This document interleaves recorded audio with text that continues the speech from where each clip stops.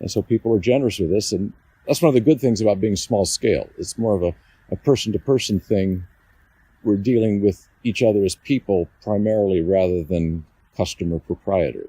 Right. That's the way we like to approach it. And I think in the long run, it's just a more human thing to do. In this episode, NCAT Sustainable Agriculture Specialist Martine Guerena joins Robert Ramming to talk about Robert's U-Pick operation near Woodland, California. Pacific Star Garden offers apricots, berries, melons, tomatoes, and eggs. It sells both from a roadside stand and from U-Pick fields. Robert discusses crop choices for U-Pick, why blackberries are great and vegetables not so good, for example, as well as the importance of building customer loyalty and the effect the COVID-19 pandemic had on folks' attitude toward their food. Martine and Robert recorded their conversation outside, so you might hear some wind in the background. But stick with it. The conversation's worth it. Let's listen. This is Martine Guerena, Sustainable Ag Specialist with the National Center for Appropriate Technology. And today I'm speaking with Robert Ramming of Pacific Star Garden Farms in Yolo County, south of Woodland, north of Davis. And, I'll hand it over to Bob to give you a little background on himself and his operation. We have a 40-acre farm, grow a mixed variety of things, vegetables, fruits. We have some poultry for eggs. We've been at it, this is our 27th year. When we started, I was going to grow organic tomatoes for wholesale, and it became apparent after a few years that at small scale, wholesale is a good way to lose your shirt. So after I lost my shirt, my wife had gotten us into farmers markets, set the kids up with a stand on the roadside, and we became a retail farm. We've been certified organic all that time. Recently, we quit doing farmers markets. Kids are grown and gone, so we dropped the organic certification, but we kept registered organic for transplants we produce in our greenhouse for other small growers. So we stay under the threshold there, but we still follow all the organic practices. That's just how we've always farmed. Mm-hmm. And so when we quit doing the farmers markets, we basically sell only from the farm here. We have a little roadside stand, and we do U-Pick strawberries and blackberries and apricots. And then in the summer, we have tomatoes, melons, watermelons. We sell at the stand on weekends. And we have egg subscribers who come to the farm and pick up their eggs from a drawer their given day. The whole key with it. So do you do any subscription with other products? No, we used to do a CSA subscription, but really what I would counsel anybody getting into this small scale agriculture is avoid vegetables.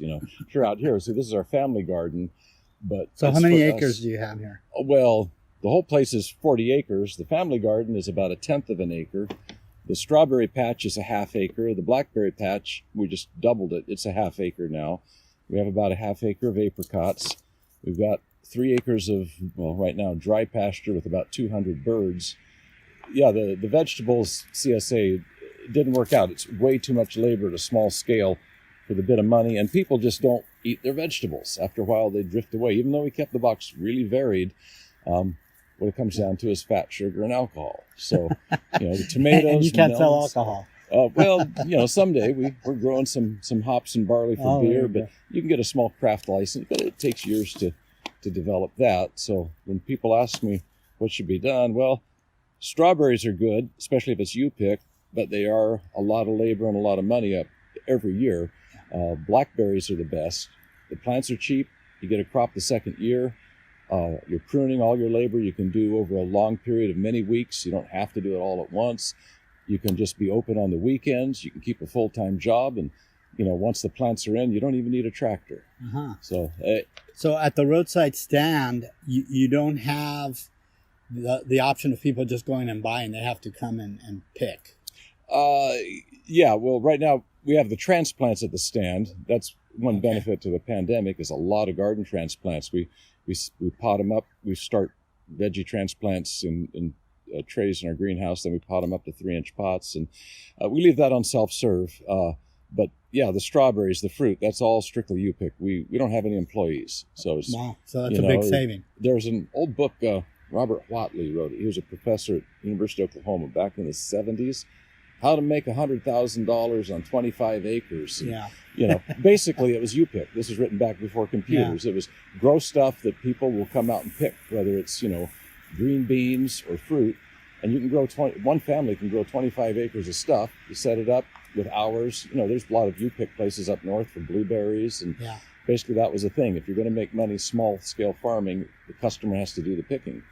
Now before the pandemic, was the U-Pick as successful as it is these last during? 2 years? It was always what I'd call successful, but the last 2 years have just been incredible. People are so grateful. They'd have parents out with their toddlers, tears in their eyes. Thank you so much for being open. Places to let the kids run loose and get the fruit. So we hope this carries over after the pandemic too. But and part of this was the drought. It's kind of where we had very little rainfall the previous winter and then this past winter, and so instead of losing a lot of the strawberries to rain, every one of them got picked. And used to be, we tell people, if you want good pick, come out on Wednesday, because nobody comes out on Wednesday. Well, no, every day, everything was getting picked. We'd love to expand the strawberries, but frankly, we don't have the labor to plant at the time. Well, and here in the Central Valley, right now we're in the beginning of June, and we've already hit triple digit. Oh yeah, and that's not good for berries, for strawberries. No, they get fried, and they're on the downslope now. But it's odd. We've been doing the strawberries for 15, 17 years now, and when we started, it's the same variety. We grow nothing but Chandlers because they're the best flavor and everything.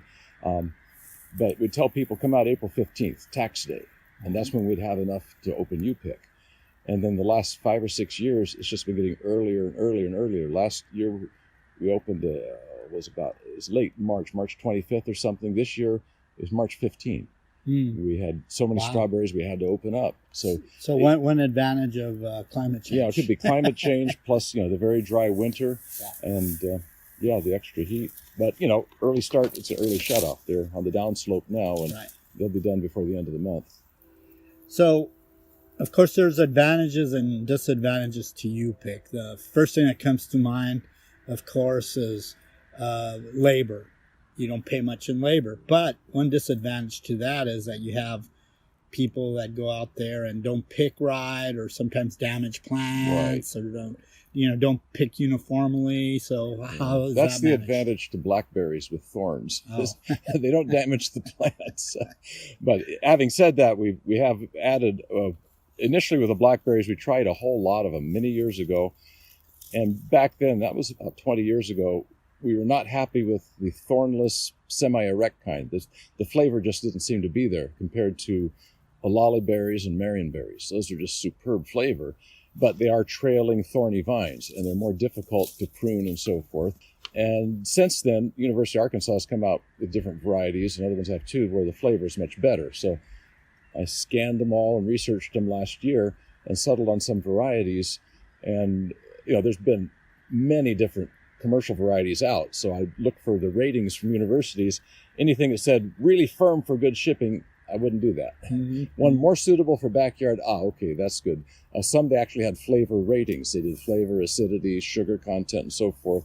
So I chose a handful of varieties to try, but the whole idea is the semi-erect thornless, so that we don't have to deal with trailing vines, and because it's just my wife and I doing the pruning. Yeah. And we thought, well, if this works out, we'll do more of those, because the old patch of berries is kind of given out, and it's time to replace them with something. Mm-hmm. So we'll know in a couple of years. But we also have the apricots, which around here is endemic with brown rot.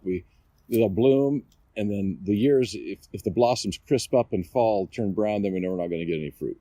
So maybe 1 out of 4 or 5 years we'll get fruit. This year, it was weird, no blossoms.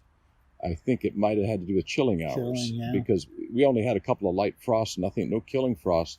So it's possible that they're in this area. I know people in Davis who have apricots, but they could have a variety.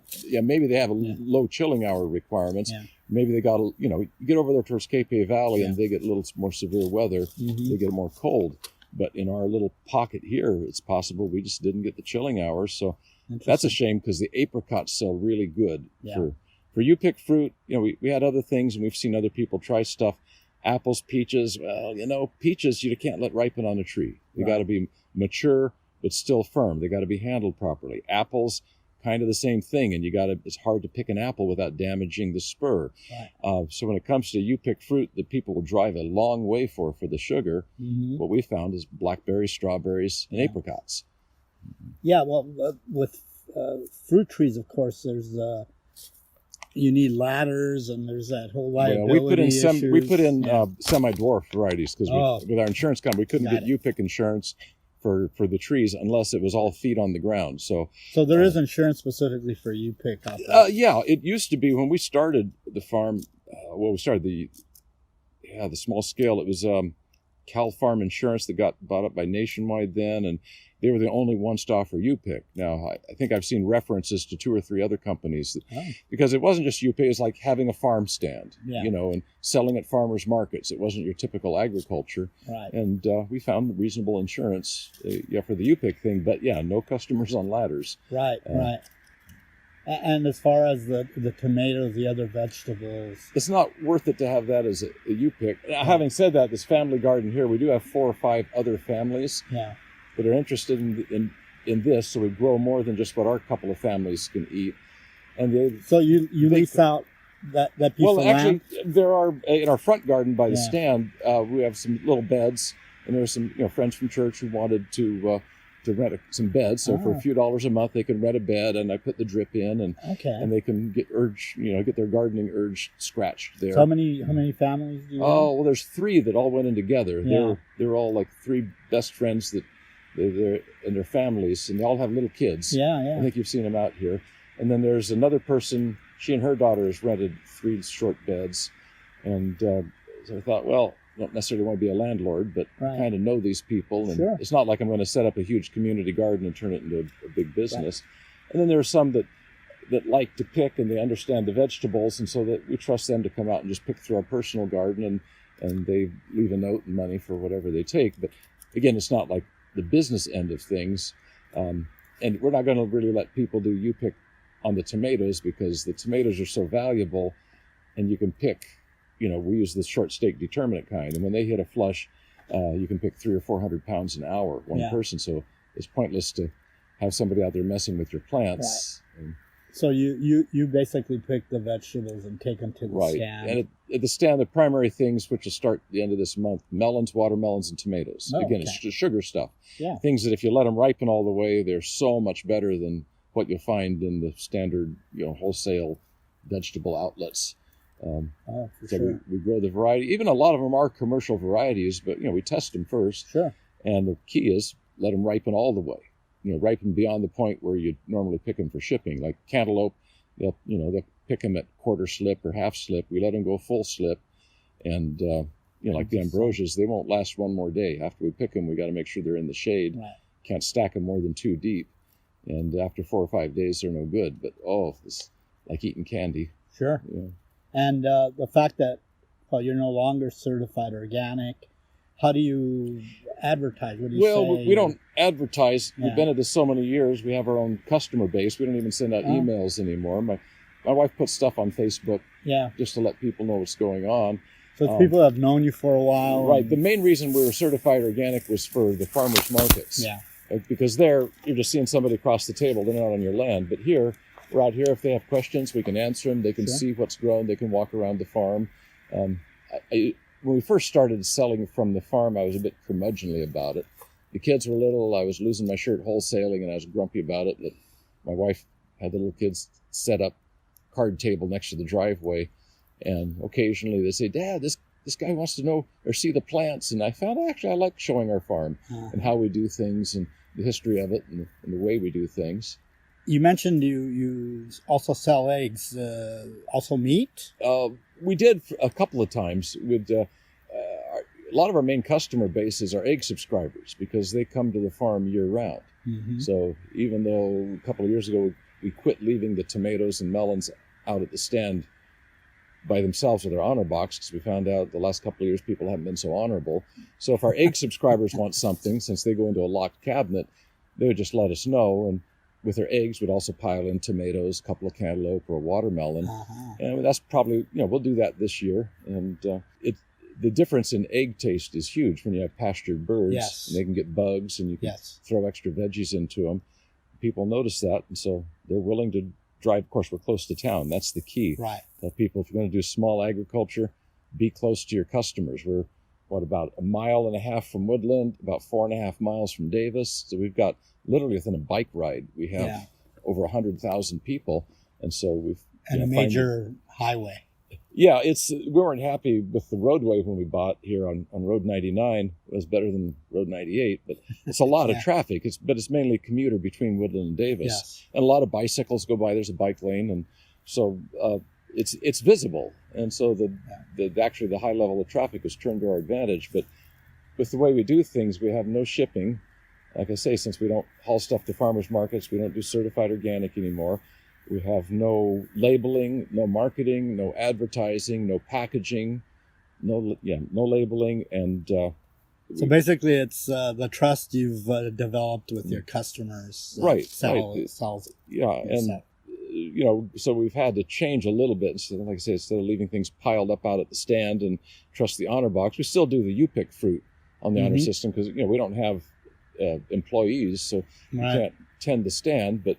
In the summer, when we have tomatoes, melons, watermelons, we'll just be open on the weekends, and we'll take turns kind of sitting around, just very limited hours. It used to be 24/7. Yeah. Tomatoes and melons piled up, but those days are gone, I'm afraid. Yeah.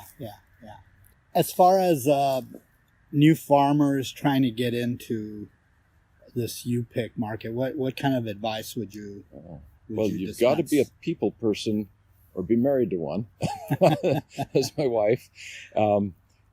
And you want to make sure that you've got some decent parking. Our little gravel parking lot will hold like 15 cars, which is fine for our size, but we only have a half acre of strawberries, and it's not very big. But Whatley's book, he went through the logistics of that. Lay out a parking lot, have a gate in, a gate out, set your kids up with a scale so as people are leaving, they can, sell them whatever, even if they haul dirt away. I thought that was kind of a joke. And then one year, son calls me and says, "There's somebody here who wants to buy some of our soil." I said, "Well, how much does he want?" "Oh, like a grocery bag full." And I said, "Well, $3 a pound, just like the vegetables." Fortunately, it was dry soil, so he didn't pay too much. But so there's been things written about the U-Pick, for particular, like blueberry bushes they have, where they give customers a flag in their pocket and say, "You just keep picking, and when you're done, leave your flag there so the next person knows where to start." With strawberries, our patch is so small, it's kind of a free-for-all. We tell people, go further out. Look under the leaves, look where other people don't. If there's a weed there next to the plant, well, that plant might have strawberries that people have overlooked. So, right. So you do give them some type of instruction. Yeah, but we're not on top of things. Maybe we suffer some losses, but we just can't afford having employees. We used to have employees way back when, but we finally started turning a profit when we started selling full retail here on the farm and no employees. And I think that's the key to small-scale farming. You're not going to make a very big hourly wage, but at least you can try not to lose too much money. Right.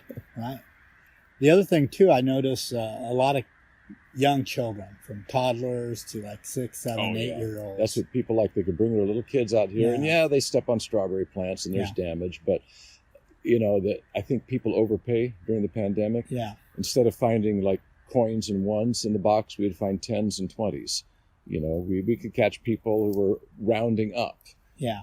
For every person that might underpay us, I think there's 5 that overpay us, and we're just grateful for because a lot of people say, "Oh, what do you charge to get in?" I guess some places charge admission, but we don't have hay rides or anything. You can kind of wander around and look at the chickens, but no, just pay for what you've got and whatever you pick. And so people are generous with us, and that's one of the good things about being small scale. It's more of a person-to-person thing. We're dealing with each other as people primarily rather than customer proprietor. That's the way we like to approach it. I think in the long run, it's just a more human thing to do. Well, great. I appreciate your time here, and had a chance to look at the experiment, which Robert here is letting me run for the second time this past season. Solarization experiments, which that's another subject. But anything else you'd like to tell the folks, Well, actually just nationally. if you're going to start this, they always tell you anyway. It's what everybody says to do, but then nobody follows the advice. Start small so your learning curve is cheap, because you will have an immense amount of failures.